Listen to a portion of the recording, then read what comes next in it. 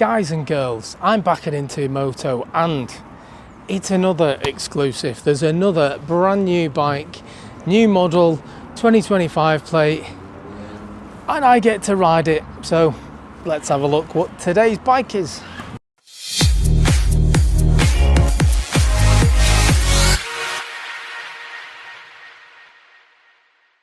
This is the all new SYM MMBCU 125. Just rolls off the tongue.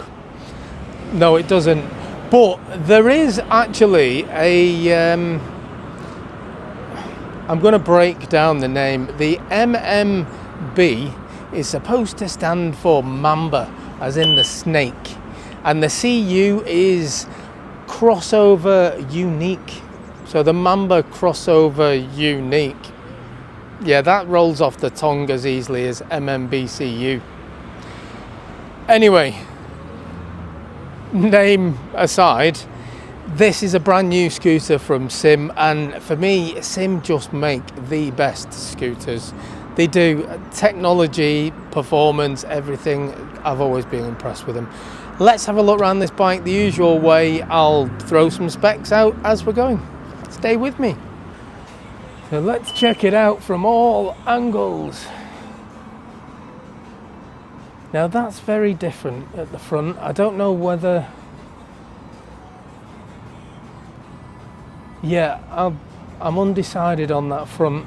What I will add is that it does have a full LED light setup, so it should be nice and visible for everybody to see on the road. But it is certainly different.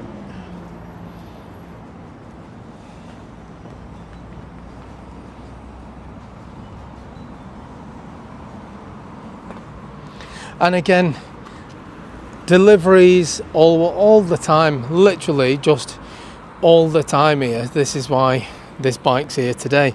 So yeah, lacking in room. You can't beat a new bike, can you? Absolute pristine, clean. You see, single shock under there. There is a brake disc hiding behind there, but there's not a lot of room to see it. It's on the other side of the wheel, and you can't see it because you've got your engine and gubbins over here. So yeah, there is a single disc at the back with a single piston caliper and a two piston caliper on the front disc, and you can see there it does have traction control as well on this. Currently on the center stand, but it does also come with side stand, long bench seat, so you can see there is a slight step up for the back. But still, there's a nice area there to sit on at the back. You do have some nice chunky grab handles, and there are some rear pegs for your pillion as well. Like it, nice motion. Nice big step through. And I was gonna say there's no bag hook because I couldn't see one. However, they do have this little sneaky devil here that comes round, so you do have a bag hook and you've got plenty of room. And you can hear the beeping and everything else happening because this bike is keyless, and with that comes the security, which means every time you touch this bike, if you've not got the key, you're going to get beeps and bongs and everything else. But that's good. That will keep the scumbags away. USB and USB-C underneath there. That is good, and it's my favourite kind of scooter, this. It does have the exposed bar. There isn't loads of plastic there, so should you want to mount a phone mount or a sat nav or anything like that, you have options available. Always my favourite for a scooter, but that beeping's doing my head in. You've got your horn, your indicators, there's your hazard warning lights, there's a high and low beam, and then you've got your flash on the other side. But because they're all kind of staggered about, it looks like there's more than what there actually is. That is pretty much just the standard for any bike. And on the right hand side, again, just standard engine start, engine cut off. Let's have a look under the seat. That is a hell of a lot of room. This has got 28 litres, so yeah, you'll certainly get a full face helmet in there. I don't think you're going to get two, but looking at the size on that, you can see they've made some good use of that. Loads of room. Nice lights set up at the back as well. It's got an LCD screen, and yeah, it's only small. I'd say, what's that, about 12 inches. Moving on. So nice speedo. You've got your rev counter going around the, like kind of up and down and round. You've got fuel gauges, there's clocks, there's your total miles. You can see this one, 0. But nice, prominent. You can see everything nicely. Bright sunny day today, and whilst the camera might show a bit of reflection, yeah, I can see it perfectly through my eyes. No issue with that whatsoever. Now, this isn't a light scooter. It's not the heaviest bike in the world, but it isn't the lightest either. 150 kilograms the weight on this. So let's see how easy it is to take it off the center stand. So I'm just going to put my foot just at the center stand and just, that's not too bad actually, just a little bit of a shimmy. Yeah, and it doesn't actually feel particularly heavy when you're moving it either, and the ground's not level here, so you are pushing it uphill, but it does roll quite easily, so not a problem with that. My favorite thing about a scooter, no stretching to get on. You don't have to throw your leg over, you just put your leg through. Now,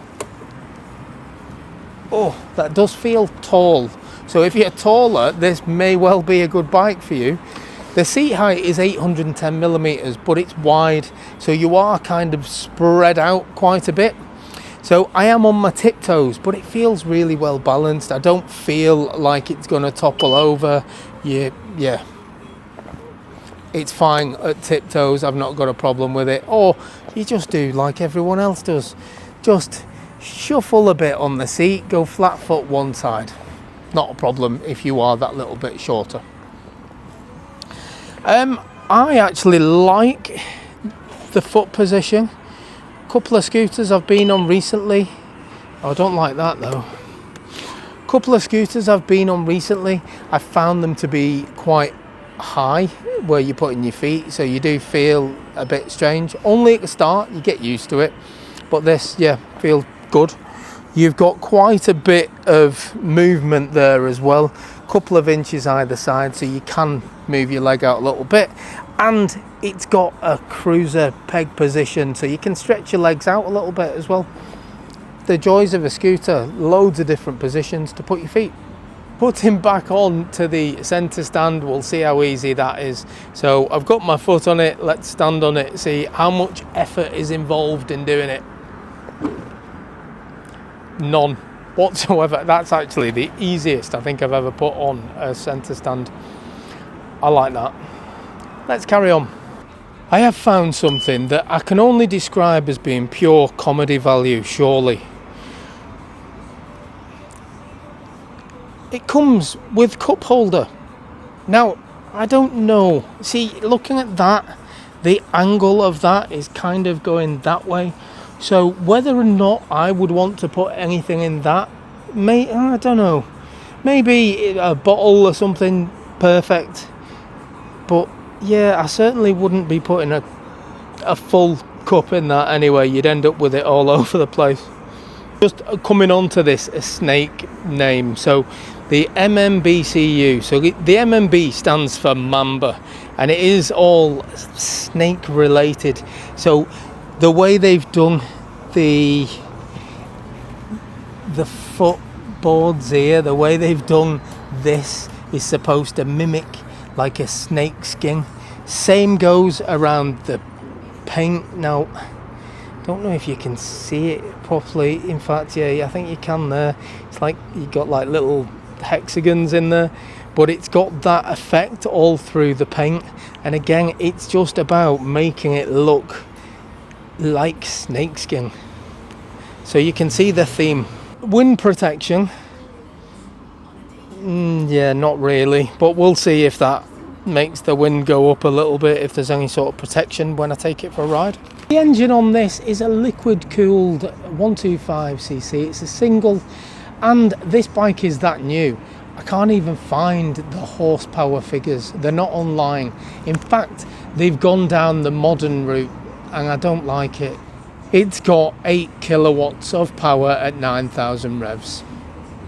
What happened to good old-fashioned horsepower figures? The future, I don't like it. And it's got 9.3 newton meters of torque at 7,500 revs. So we'll see how that transfers when we take it for a ride. But why can't they just do horsepower figures? Let's carry on. This brings me to the price. Now, this bike is brand new to market. It is a new model, never been ridden before in the UK that I'm aware of. I'm going to be the first person to try it out. Now, this bike is up for sale at £2,999. So it is at the it's at the premium end of scooter prices, I would say, at £2,999. It looks like a premium scooter, but we'll see how it rides. Only then can I say if it's a good deal at that money, because there are cheaper bikes available, there are more expensive bikes available. So we'll see, where does it fit in. Let me grab my kit, we'll go for a ride. So turning this bike on, quick press, as long as you've got the keys in your pocket, turn the ignition on, and here we are. Nice. Oh, see, it's my favourite kind of scooter where they're literally the slightest movement. Yeah, I like that. More my style. I like the kind of being able to move it just slightly to move instead of having to constantly do that to get anything out of it. Mirrors, yeah, decent size, can see everything. Let's just start off usual way, full lock, and we'll see how easy it is to turn the bike around a complete 180. So it's good. I'm kind of just tiptoeing around here, so the balance is very good, even though it's a tall bike. Yeah, that's actually really good from the starting point there. You can see how far away I am from the green fence. So yeah, we're off to a good start. Really good turning circle. Now let's go and hit the roads, and first let's just take it on these cobbles. Let's see what these are like. This does actually feel a little bit brisk. It feels like it's got some potential, this bike, because I'm barely touching the throttle and we're doing 10 miles an hour down here. So I'm gonna have to give it a little open up very shortly and see how quickly it gets to 30 mile an hour. Foot position's good though. I like how you can move your feet about, you can shuffle back in the seat, you can put yourself into a cruiser position, you can basically just get yourself nice and comfortable in loads of different places. In fact, yeah, I'm gonna go this way. I'm gonna turn it round now I can. Nice and easy to do actually. Let's see, let's start us off. So a proper twist and we're at 30. So it does get to normal road speeds really quickly. That is very, very good, because that's what it's all about, isn't it, with these scooters? You want them to get to 30 mile an hour, 40 mile an hour quickly. Everything else past that is a bonus. But it's got to be able to keep up with traffic. It's got to be able to just do the basics around town, like zipping from lane to lane and cutting through little gaps. Lots of beeping happening over there. But it's just got to be agile enough for town and city riding. And this does appear to be just that. And it does feel to be quite nimble. It feels really light actually on the steering. Changing directions, moving at all, just seems really easy. And we're going to try a bit of a traffic light scramble here. I need to be in that left hand lane and I'm in the lane over from it, so I'm going to see if it's capable of doing that, because it happens to us all, doesn't it? We get in the wrong lane and then we've got to try and do something about it. Is this capable of doing it on power alone, or Do I need to let that car go because I can't compete with it? We are on a slight hill here as well. I'm going to point that out. So we've got everything against me here. I've got my weight, I've got a hill, and I've got a relatively new car at the side of me that is probably quite quick. Yeah, not an issue. I win. Yeah, it is. It's very, very nippy up to normal road speeds. And that, again, I know I keep repeating myself, but it's worthy of a mention, because there's no point getting something like this because you want something for top end speed. It's good to know that it will do 60 mile an hour, and I'm sure this will have no problem doing 60 mile an hour. But around town is where these bikes live, and you've got to be able to do the road speeds. 40 mile an hour, not a problem, just a little twist again.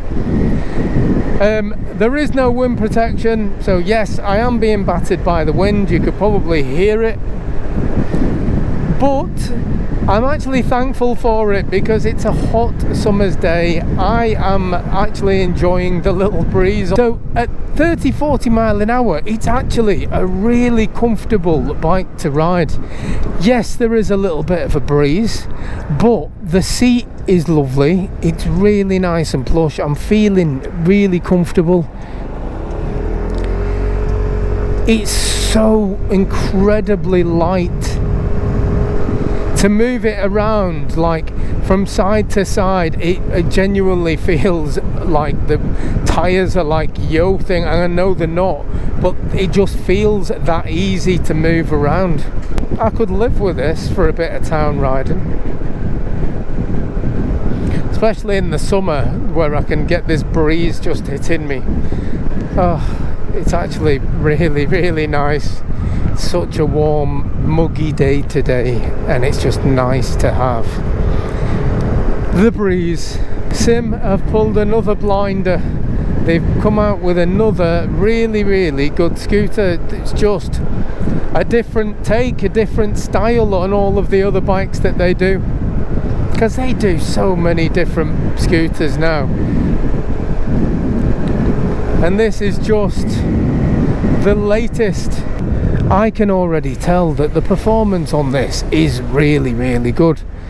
For a 125 scooter, do you need any more? The little gaps as well. This little fat lad can fit through little gaps when he's on a little thin scooter. Yeah, it's not a problem, and that is really what these bikes really do excel in, and I'm talking about scooters in general. This is doing particularly well because it does feel really quick from a standing start, and I'm going to do it again now just because I can. But it's certainly faster than the cars that are about, and I'm at the speed limit like in seconds.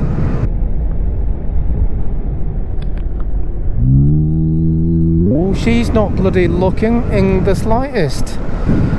Just head down and try and headbutt the scooter. Good one. Wow. People are idiots, aren't they? People with death wishes. Anyway, that, in fact, would that be embarrassing? Killed by a 125cc scooter crossing the road. Ride comfort is just a tick in the box for me. The agility of it, the way it goes around the bends, and bear in mind we're on new tyre, or new rubber, so I'm not going particularly quickly, but it just glides around the bends, and it's just a pleasure to ride. And it is what I just call a typical SYM scooter. It just feels like a premium made scooter, and I think SYM are now. I think SYM are in that category. They're not priced as cheap bikes. They're not a really cheap manufacturer anymore. In fact, do they even sell cheap scooters anymore? Because they all seem to be quite, not expensive, but they're certainly more expensive than they ever used to be. But is it worth it? And I've got to say, for as near as, damn it, £3,000, yeah, I actually really like it. I do. I like the experience of riding it. It feels like it's got enough performance. It's certainly as comfortable as you'd ever need a bike to be without wanting to fall asleep on it. It's just a lovely bike to ride. So yeah, I can't do anything other than say, yeah, it's another great bike from SYM, another really nice scooter to ride. So yeah, if you're interested, I will put a link in the description to Into Moto. And yeah, I would say it's a nice bike. It's certainly gonna be nicer if you are the taller gentleman or lady, just because of the seat height. And it does, I'm on my tiptoes, so if you're much smaller than me, bear that in mind. If you still really like it and you're much smaller than me, then go down to Into Moto, jump on this very same bike, see if it fits you, because yeah, it might not.